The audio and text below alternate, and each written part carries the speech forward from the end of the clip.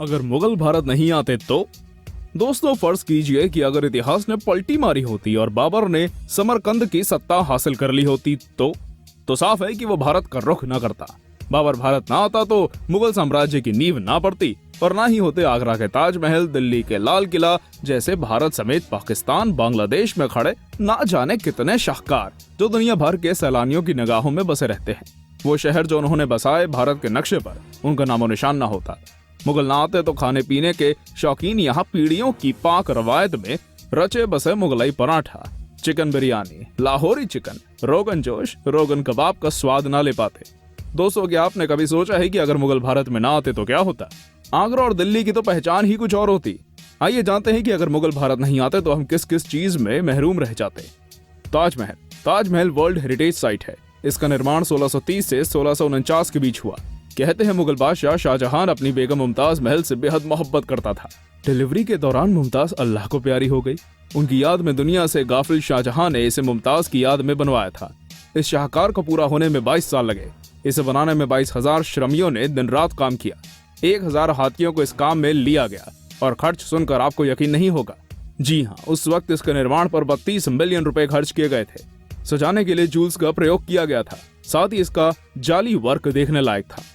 साफ है कि अगर ये मोहब्बत की यादगार ताजमहल नहीं होती तो राजकीय यात्रा पर भारत पहुंचने वाले मेहमान अपनी शरीके हयात या माशिकाओं के साथ भला शरद पूर्णिमा की चांदनी में कहां की सैर करते। लाल किला।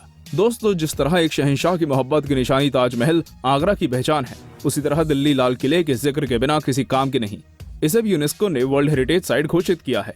आपको बता दें कि लाल किले का निर्माण भी मुगल साम्राज्य के 5वें शासक शाहजहां ने किया था। 1638 में इसका निर्माण शुरू हुआ था, जो 1648 में जाकर खत्म हुआ। लाल रंग के बलुआ पत्थर से बना हुआ किला, जिसे देखने आज भी दूर दूर से लोग आते हैं। अलबत्ता कुछ लोग इसे लाल कोट बताकर इसके साथ सम्राट पृथ्वीराज चौहान का नाम भी जोड़ते हैं, लेकिन इतिहास इसे शाहजहां का शाहकार करार देता है।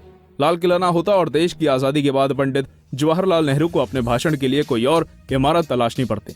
देश के तमाम प्रधानमंत्री स्वतंत्रता दिवस पर कहीं और से राष्ट्र को संबोधित कर रहे होते।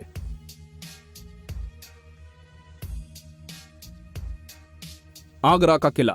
दोस्तों, आगरा के किले को भी यूनेस्को वर्ल्ड हेरिटेज साइट में जगह दी गई। इस किले का निर्माण दीन-ए-इलाही मजहब चलाने वाले और अपने समय के महान शहंशाह माने गए मुगल बादशाह अकबर ने 1565 से 1574 के बीच कराया था। इसमें जहांगीरी महल अकबर ने अपने पुत्र जहांगीर और उसके परिवार के लिए बनवाया। मोती मस्जिद और मीना बाजार इस किले के हिस्से थे।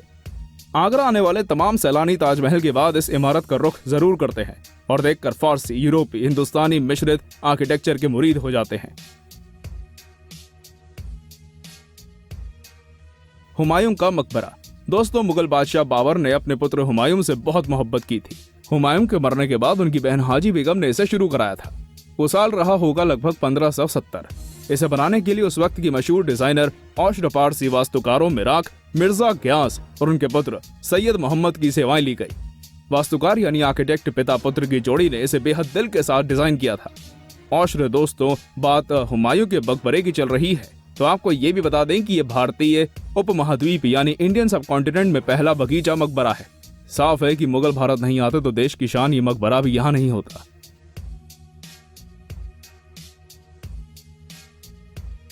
फतेहपुर सीकरी। साथियों, फतेहपुर सीकरी बुलंद दरवाजा के लिए मशहूर है। आगरा के करीब इसे बादशाह अकबर द ग्रेट ने निर्मित कराया था। आज की तारीख में यह शहर व्यापार और जैनियों का बड़ा धार्मिक स्थल है। इस शहर का निर्माण सन 1969 में शुरू हुआ और करीब 5 साल इसे बनने में लगे। ये सन 1574 में पूरा हुआ था। यहाँ बुलंद दरवाजा का निर्माण गुजरात और दक्खन पर जीत की खुशी में अकबर ने सन 1576 में कराया था। ये जमीन के लेवल से 54 मीटर ऊंचा है। इस शहर में लोग जामा मस्जिद के साथ ही सूफी संत सलीम चिश्ती का मकबरा भी देखने आते हैं। यहाँ अकीदत के फूल चढ़ाते हैं। मुगल भारत नहीं आते तो ना अकबर यहाँ होते और कई ऐतिहासिक इमारतों के साथ ये शहर भी भारत के नक्शे पर ना होता। मुगल गार्डन, शालीमार गार्डन, डल झील। इतिहास गवाह है कि अनारकली के सलीम यानी मुगल बादशाह जहांगीर ने श्रीनगर, अच्छाबल समेत 6 जगह मुगल गार्डन बनवाया। निशात बाग, शालीमार गार्डन भी मुगलों की ही देन है। उस काल के फव्वारे आज भी जल तरंग बिखेरते हैं। उसी वक्त श्रीनगर की मशहूर डल झील भी बनाई गई, जिस पर तैरते शिकारे कश्मीर की पहचान बने। कश्मीर की कली, जब जब फूल खिले से लेकर मिशन कश्मीर, हैदर और हालिया आई नोटबुक तक तमाम फिल्मों की शूटिंग का डल झील अहम हिस्सा रहा है। ये लज्जत, ये स्वाद कहां से आता? दोस्तों, मुगलाई व्यंजनों की लिस्ट लंबी है। ये तो उन्हें खाने वाला ही बता सकता है कि इनमें क्या लज्जत है। मुगलाई पराठे से लेकर Mughlai chicken biryani, Lahori chicken, Lahori mutton, Peshawari tawa chicken, chicken Changezi, Afghani kadhai, Aflatoon tikka, मुर्ग मखानी, मुगलाई मुर्ग, बिरयानी बादशाही, कीमा मटर, मीट दरबारी, कबाब मुगलाई, मुर्ग नूर जहां, मुर्ग काली मिर्च, मलाई कोफ्ता, नवरत्न कोरमा, शाही मटन कोरमा, शमी कबाब, सींग कबाब, बोटी कबाब, शहजनानी मुर्ग मसाला, शाही काजू आलू, रोगन जोश, रोगन कबाब तक ना जाने कितने नाम हैं जिनके लिए मुगलों का शुक्रिया कहा जाना चाहिए। वो भारत ना आते तो इतनी लज्जत कहाँ मिलती भला? तो बहादुर शाह जफर बादशाह शायर किसी और की जागीर होता। दोस्तों, मुगल भारत में ना आते तो भारत उस बादशाह के विशाल से महरूम रह जाता जिसने यहाँ की मिट्टी को शायरी में बड़ा मुकाम दिया। वो थे मुगल साम्राज्य के आखिरी बादशाह बहादुर शाह जफर द्वितीय। उन्होंने 1857 में अंग्रेजी हुकूमत के खिलाफ भारत के पहले स्वतंत्रता संग्राम में हिस्सा लिया।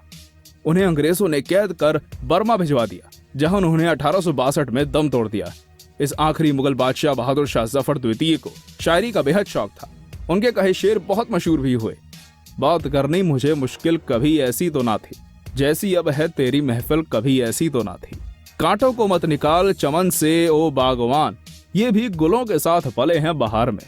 इन हसरतों से कह दो कहीं और जा बसे, इतनी जगह कहाँ है दिले ताकदार में। उम्र है दराज मांग कर लाए थे 4 दिन, 2 आरज़ू में कट गए 2 इंतजार में। जैसे शेरों के चाहने वाले मुगल बादशाह बहादुर शाह जफर को आज तलक याद करते हैं। उनकी शायरी पर गीत बने, फिल्मों का हिस्सा बने और बेहद मशहूर भी हुए। ना किसी की आंख का नूर हूँ, ना किसी के दिल का करार हूँ, जो किसी के काम ना आ सका वो एक मुश्त गुबार हूँ की ही मिसाल ले लीजिए। कहने का लब्बुलुआब यही कि यदि मुगल भारत ना आते तो शायरी का ये अनमोल नगीना जाने कहाँ चमकता। दोस्तों, इतनी तफसील के बाद यदि एक वाक्य में कहना हो कि मुगल भारत ना आते तो क्या होता, तो जान लीजिए कि ये और कुछ भी होता, लेकिन भारत वैसा ना होता जैसा है। मुगल बादशाहों ने ही केंद्रीयकृत सरकार की व्यवस्था लागू की, जिसने सभी को एक झंडे तले ला दिया। इससे पहले अलग अलग राज्य एक दूसरे से लड़ने में ही अपनी ऊर्जा क्षय कर रहे थे। और ये कहने में कोई बुराई नहीं कि इसी कलह का फायदा उठाकर पहले मुगलों और फिर अंग्रेजों ने भारत में अपने पांव जमाए। कमोबेश मुगलों की बनाई केंद्रीयकृत सरकार की ही व्यवस्था थोड़े से परिवर्तित रूप में आज तक बनी हुई है। तो दोस्तों, ये था आज का वीडियो। पसंद आया तो एक लाइक कर देना, और अगर आप हमारे चैनल पर नए हैं तो इसे सब्सक्राइब भी कर देना। धन्यवाद।